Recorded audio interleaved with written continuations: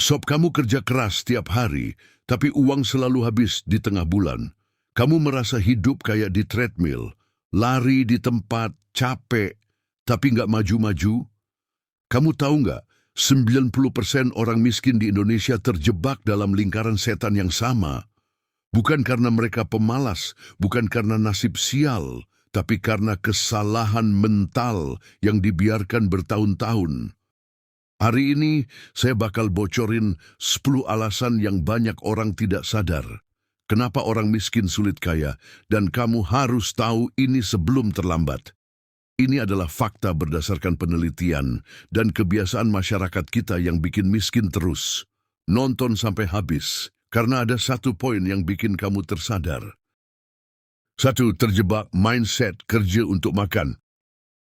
Orang miskin itu kerja keras, tapi otaknya disetel cuma buat cari uang makan hari ini. Gajian, langsung ludes buat bayar listrik, cicilan, atau jajan anak. Besoknya, ngulang lagi dari nol. Ini namanya siklus tikus. Lari di roda tapi nggak maju-maju. Menurut survei dari Bank Indonesia 2023, 74% pekerja Indonesia gajinya habis dalam 10 hari. Dalam buku The Millionaire Fast Lane menyebutkan, orang kaya fokus bangun aset, bukan cari uang untuk kebutuhan harian. Jadi kalau kamu mau kaya, stop menjadi robot penghasil uang. Mulai pikirkan, gimana caranya uang yang kerja untuk aku, bukan aku kerja untuk uang. 2. Tidak percaya investasi, yang penting cash di tangan. Orang miskin itu alergi sama kata investasi. Itu cuma buang-buang uang. Tapi pas ada diskon Shopee atau tiket konser, langsung gesek kartu kredit. Hasilnya, 10 tahun lagi, tetanggamu yang beli tanah udah naik 500%, sementara kamu masih ngontrak.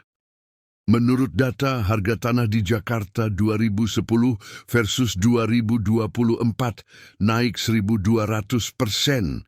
Tapi rakyat kecil lebih milih beli motor yang harganya turun 50% setahun.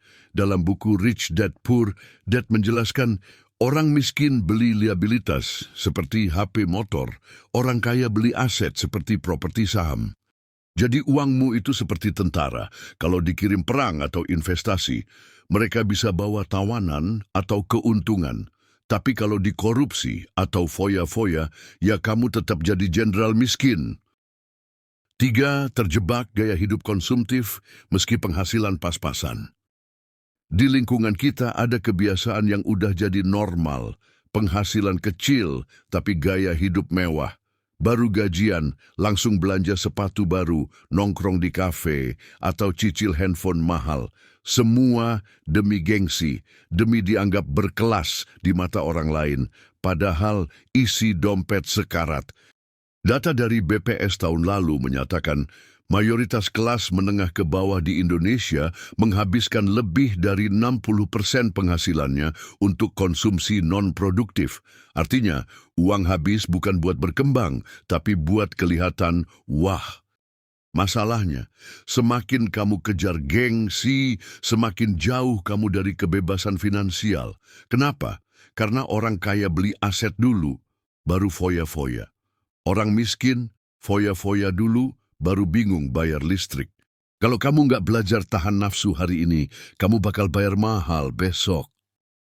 4. Terlalu bergantung sama orang lain dan sistem bantuan. Kita sering dengar kalimat ini, nanti juga dibantu pemerintah. Atau tenang, pasti ada saudara yang bantu. Dan ini mental yang diam-diam bikin orang miskin makin sulit bangkit.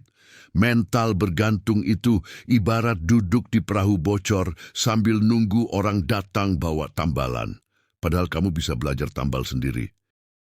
Menurut survei dari World Bank, banyak rumah tangga di Indonesia masih mengandalkan bantuan sosial sebagai sumber penghasilan utama.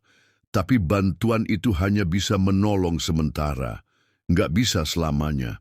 Lama-lama, kamu jadi pasif. Nggak mau usaha lebih karena merasa ada yang selalu menyelamatkan. Ini bahaya. Karena kemerdekaan finansial cuma bisa dicapai kalau kamu berdiri di kaki sendiri, bukan bergantung sama siapapun. 5. Lingkungan yang menyeret ke bawah, bukan mendorong ke atas. Ngapain sih lu rajin banget kerja? Nggak usah sok sibuk, santai aja kayak kita. Kalimat kayak gitu sering banget kita dengar di lingkungan yang toksik. Lingkungan yang bukannya memotivasi, malah menarik kita untuk tetap di level yang sama. Malas, konsumtif, dan anti perubahan. Menurut buku The Compound Effect dari Darren Hardy, kualitas hidup kita adalah rata-rata dari 5 orang yang paling sering kita temui. Jadi kalau kamu tiap hari nongkrong sama orang yang suka ngeluh, suka nyalahin pemerintah, dan hobinya gosip, ya pola pikir kamu pelan-pelan akan sama. Ini kenyataan pahit. Banyak orang miskin dikelilingi oleh komunitas yang nyaman dalam keterpurukan, nggak suka belajar, takut perubahan, dan nyinyir sama orang yang pengen maju. Kalau kamu mau kaya, kamu harus berani pilih teman. Teman yang bikin kamu malu kalau enggak berkembang. Teman yang bikin kamu terpaksa naik level. Karena kalau kamu terus dikelilingi mental pasrah dan ya udahlah, hidupmu juga enggak akan naik. 6. Fokus cari uang, bukan bangun nilai diri. Kebanyakan orang mikir, yang penting kerja, yang penting ada duit, tapi jarang yang mikir bagaimana caranya jadi pribadi yang bernilai tinggi. Orang miskin sering kejar pekerjaan yang cepat dapat uang, bukan yang bisa bikin mereka berkembang. Mereka nggak sadar bahwa di era sekarang, nilai diri lebih penting daripada sekadar gaji. Contohnya, orang yang jago komunikasi, punya skill digital, atau bisa memimpin tim, dihargai lebih tinggi dan kesempatan mereka lebih luas. Sedangkan yang cuma ngandelin tenaga kasar, makin hari makin digantikan mesin. Menurut McKinsey Global Institute, dalam 10 tahun ke depan, pekerjaan rutin akan semakin tergantikan oleh otomatisasi. Artinya, kalau kamu nggak bangun kemampuan yang dibutuhkan zaman, kamu akan ketinggalan jauh, bahkan bisa kehilangan sumber penghasilan. Jadi, jangan cuma kerja keras, bangun kapasitas, belajar hal baru, perbesar nilai diri kamu supaya orang mau bayar mahal untuk keberadaanmu. 7. Meremehkan waktu padahal waktu adalah aset paling mahal. Santai aja, saya kan masih muda. Nanti ajalah belajar investasinya. Buka usaha? Nantilah, nunggu modal banyak dulu. Kalimat ini kelihatan sepele, tapi sebenarnya racun yang paling pelan membunuh masa depan. Karena kenyataannya, waktu nggak pernah nunggu siapapun. Orang miskin sering buang-buang waktu untuk hal nggak penting. Scroll medsos berjam-jam, nonton sinetron terus, nongkrong tiap malam tanpa arah. Padahal waktu yang sama bisa dipakai untuk belajar, cari peluang, atau bangun skill. Dalam buku Atomic Habits karya James Clear, dijelaskan bahwa perubahan kecil yang dilakukan secara konsisten setiap hari akan menghasilkan dampak besar dalam beberapa tahun ke depan. Tapi kalau waktu itu terus diabaikan, maka kesempatan yang kamu buang hari ini akan jadi penyesalan di masa depan. Orang kaya menghargai waktu seperti uang. Orang miskin sering menyia-nyiakannya tanpa sadar. Sekarang pertanyaannya, kamu mau tetap buang waktu atau mulai investasi waktu buat masa depan? 8. Gengsi lebih tinggi dari isi dompet. Di banyak lingkungan, apalagi di kota-kota besar, gengsi sering jadi penyakit mematikan. Banyak orang rela utang demi tampil keren, rela cicil HP mahal, beli motor mewah, atau makan di tempat hits cuma biar bisa pamer di Instagram. Padahal tabungan nggak ada, investasi apalagi. Ini yang disebut middle income trap gaya hidup. Terlihat mapan, tapi sebenarnya rapuh. Financial planner ternama Ligwina Hananto bilang, banyak orang Indonesia lebih takut terlihat miskin daripada benar-benar takut jadi miskin. Dan anehnya, Gengsi itu sering jadi budaya. Kalau nggak ngikut, bisa dicap pelit atau nggak gaul. Padahal orang-orang kaya beneran justru hidup sederhana. Mereka pakai uang bukan buat pamer, tapi buat berkembang. Ingat, orang kaya beli aset dulu, baru barang mewah. Sedangkan orang miskin beli barang mewah dulu, biar kelihatan kaya. Kalau kamu masih lebih takut terlihat miskin daripada takut nggak punya masa depan, kamu akan terus tertinggal. 9. Tidak punya tujuan keuangan yang jelas. Banyak orang kerja tiap hari, banting tulang siang malam, tapi nggak tahu uangnya mau dibawa kemana. Nggak punya rencana, nggak punya target. Ujung-ujungnya habis buat hal-hal spontan. Gaji cuma numpang lewat. Ini bukan soal seberapa besar penghasilanmu, tapi seberapa jelas tujuan keuanganmu.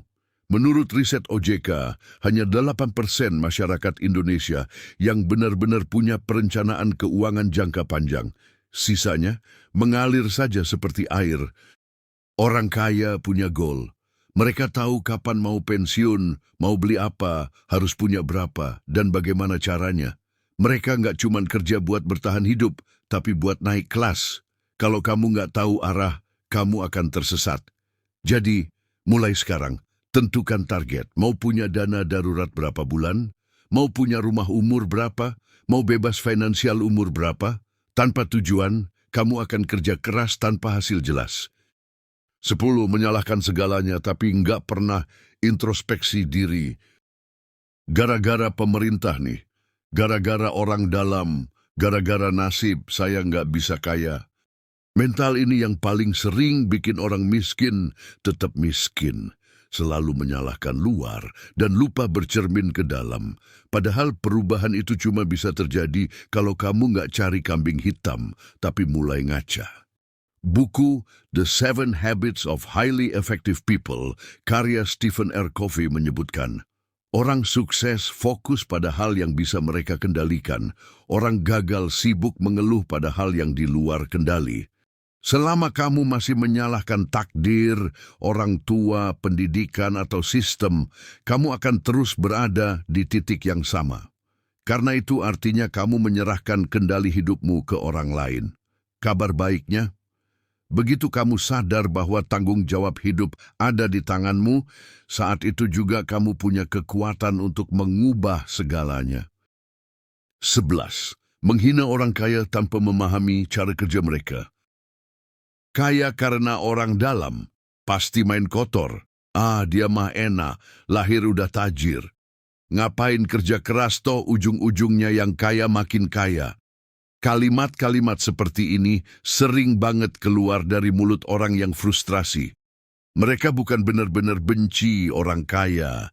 Mereka benci karena merasa tertinggal, tapi alih-alih belajar dan memperbaiki diri, mereka malah memilih untuk membenci, menyindir, bahkan menghina.